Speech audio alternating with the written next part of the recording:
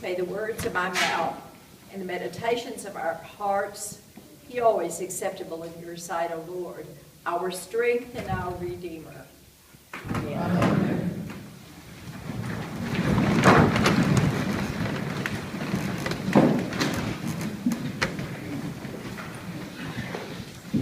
I was running late and went to my usual stopping place first thing, and that was Starbucks. I had my purse on my shoulder, my book bag, and my empty coffee cup in my hand. And I thought about lingering, but thought, no, I'm running late, I need to leave. Well, the good news about running late is I found a parking place directly across from the front door, instead of way down the way where I usually park. Because I had parked where I did, when I came out and decided not to linger, there was a truck directly in front of me with its door open. So to get to my car, I had to walk past this truck with the open door, and when I did, I glanced over and saw that there was a middle-aged woman there who was struggling with her walker, and I took a quick glance and noticed she had a cigarette in her hand on this walker, and my mother died of emphysema, so I have an aversion to cigarette smoke. And so I thought, well, if I go over and help her, I might come away smelling of cigarette smoke. And besides, I'm running late. I'll continue the story in a few minutes. Peter had received this vision. He went to see the Gentile, and he came away smelling of Gentile.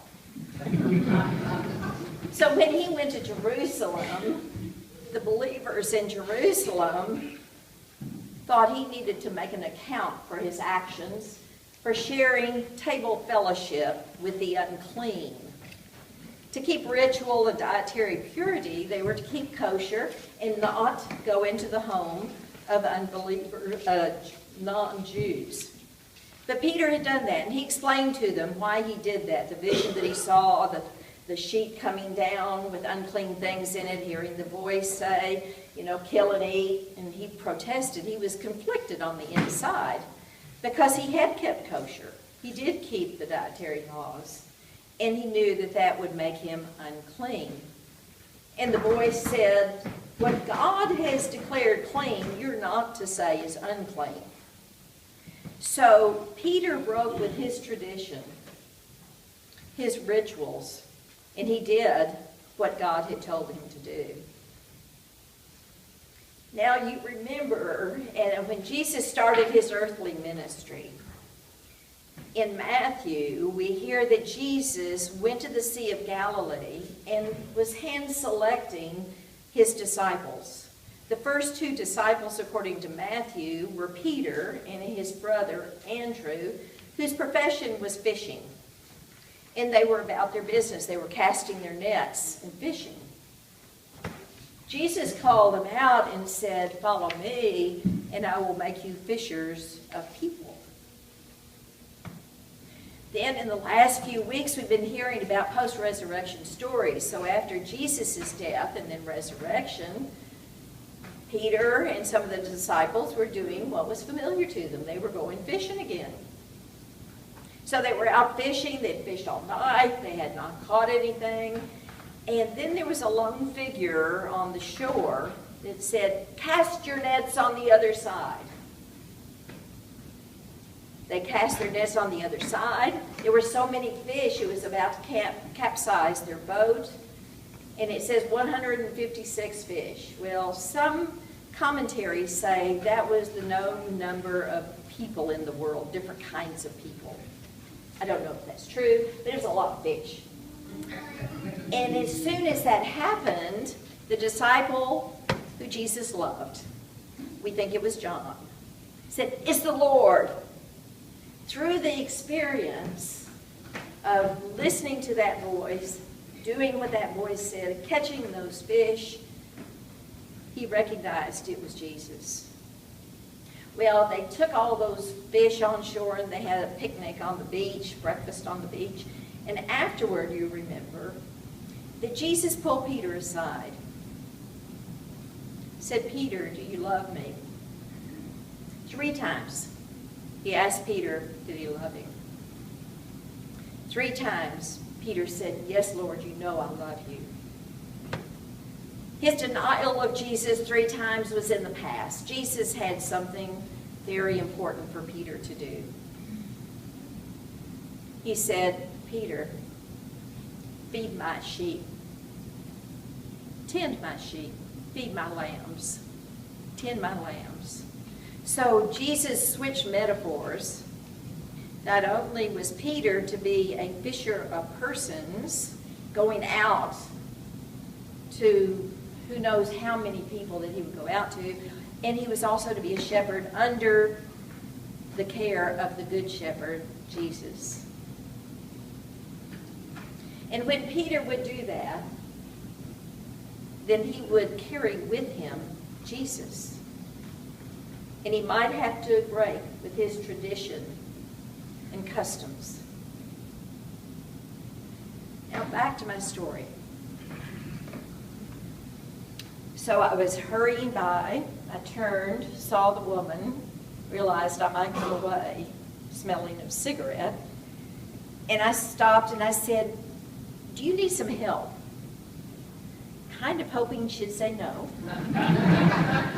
But she didn't. She said yes. She needed some help. So I transferred my coffee to this arm that already had a purse and a book bag and all in it.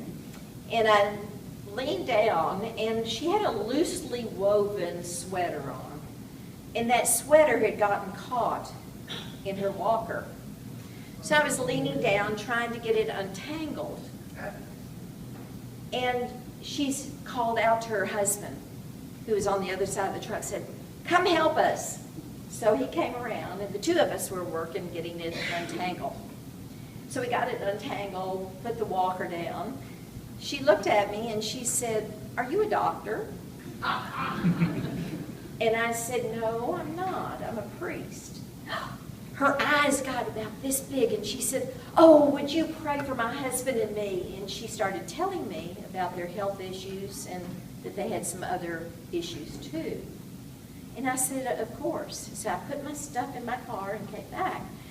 And the 3 of us, she called her husband back. This woman's a priest and she's going to pray for us. So he came back later. So the 3 of us stood in Starbucks parking lot holding hands. And I began praying, and they started praying their prayers too. We finished, and I said, you know, this would never have happened if your sweater had not been caught in your walker. Her husband stepped backward, and he said, like fish caught in a net.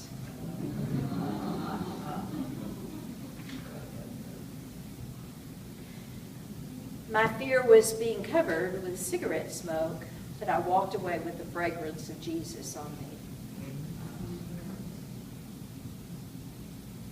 Where are we to cast our nets?